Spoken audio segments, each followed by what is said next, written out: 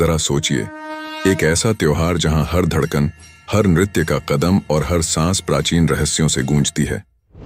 स्वागत है नवरात्रि में, एक ऐसा उत्सव जो न सिर्फ प्रदेशों को बल्कि आत्माओं को भी रूपांतरित कर देता है।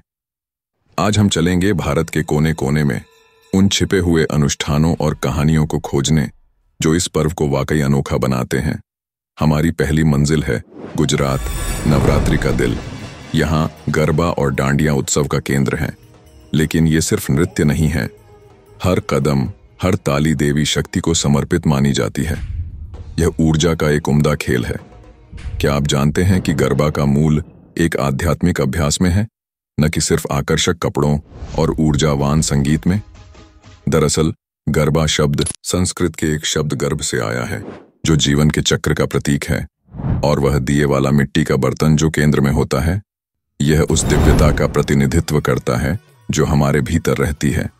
अब हम पूर्व की ओर बढ़ते हैं, पश्चिम बंगाल की तरफ, जहां नवरात्रि का रूप बदलकर भव्य दुर्गा पूजा बन जाता है। यहाँ का दृश्य वास्तव में अद्भुत होता है। विशाल पंडालों में मां दुर्गा की भव्य मूर्तियां स्थापित होती हैं, और हर पंडाल दूसरे से अधिक कलात्मक और भव्य।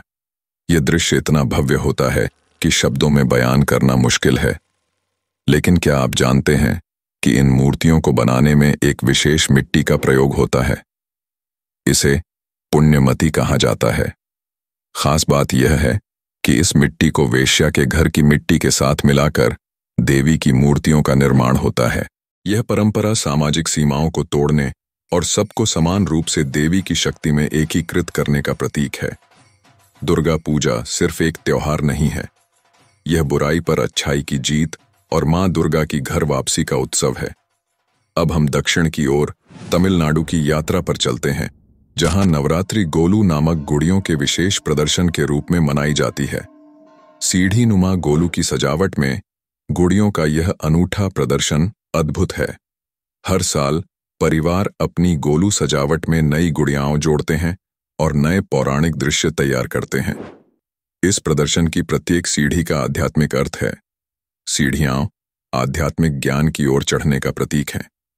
सबसे ऊपरी स्तर देवी देवताओं के लिए आरक्षित होता है, जबकि निचले स्तर मनुष्यों, जानवरों और प्रकृति का प्रतिनिधित्व करते हैं, जो सभी जीवन के चक्र से जुड़े हैं। यह अनुष्ठान परिवार को एक साथ लाता है, और यहाँ आने वाले मेहमानों का स्वागत सुंदल नामक एक विशेष नाश्ते से किया जाता है, जो दाल से बना होता है। इसलिए अगर आप कभी भी दक्षिण भारत में नवरात्रि के दौरान हों, तो इन खूबसूरत गोलू प्रदर्शनों को देखने और सुंदल का स्वाद लेने का मौका न चूकें। अब पश्चिम की ओर लौटते हैं, महाराष्ट्र में, जहां नवरात्रि एक शांत और भक्ति प्रधान उत्सव के रूप में मनाई जाती है। यह उत्सव घट स्थापना के साथ शुरू होता है, जो देवी की प्रतीकात्मक स्थापना है। इस पवित्र कलश में उगता हुआ अनाज समृद्धि और प्रचुरता का प्रतीक है। महाराष्ट्र में नवरात्रि का यह सरल लेकिन प्रभावशाली अनुष्ठान परिवार को 9 दिनों तक प्रार्थना और भक्ति के लिए एक साथ लाता है। यहाँ की दिलचस्प बात यह है कि 9वें दिन अंकुरित अनाज देवी को चढ़ाया जाता है और फिर इसे प्रसाद के रूप में सभी में वितरित किया जाता है। यह नवरात्रि में आध्यात्मिक विकास और भक्ति के साथ समृद्धि का सुंदर संयोजन है।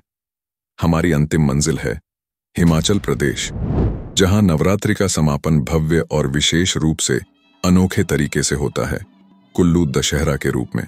जबकि अन्य जगहों पर नवरात्रि 9वें दिन समाप्त होती हैं, यहां उत्सव पूरे 7 दिनों तक चलता है।